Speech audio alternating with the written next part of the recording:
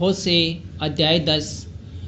Israel एक लहराती हुई दाखलता सी है जिसमें बहुत से फल भी लगे, परंतु जो जो उसके फल बढ़े तो उसने अधिक वेदियां बनाई। जैसे जैसे उसकी भूमि सुधरी वैसे ही वे सुंदर लाटे बनाते गए।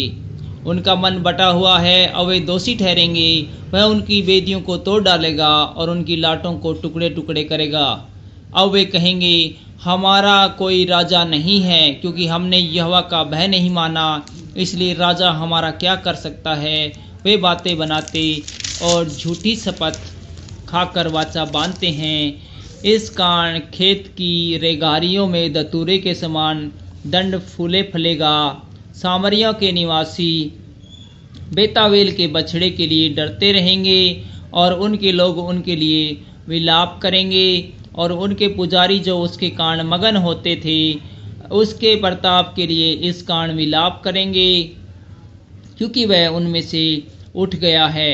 वह यारेब राजा की भेंट ठहरने के लिए असूर देश में पहुंचाया जाएगा। एप्रैम लज्जित होगा और इजराइल भी अपनी युक्ति से लज जाएगा।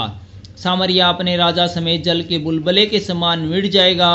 आवेन के ऊंचे स्थान जो इजराइल का पाप है वे नष्ट होंगे।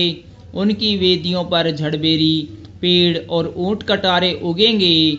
उस समय लोग पहाड़ों से कहने लगेंगे, हमको छिपा लो, और टीलों से कि हम पर गिर पड़ो। परमेश्वर द्वारा इजराइल पर दंड की घोषणा। हे इजराइल, तो गिबा के दिनों से पाप करता आया है, वे उसी में बने रहे। क्या वे गिबा में कुटिल मनुष्य के संग लड़ाई में न फंसें? जब मेरी इच्छा होगी तब मैं उन्हें ताड़ना दूंगा और देश देश के लोग उनके विरुद्ध इकट्ठे हो जाएंगे, क्योंकि वे अपने दोनों अधर्म में फंसे हुए हैं। एप्रैम सीखी हुई बछुआ है, एप्रैम सीखी हुई बछिया है जो अन्न दावने से प्रसन्न होती है, परंतु मैंने उसकी सुंदर गर्दन पर जुआ रखा है। मैं एप्रैम पर तलवार चलाऊंगा, यहूदा हल और याकूब का हेंगा खींचेगा।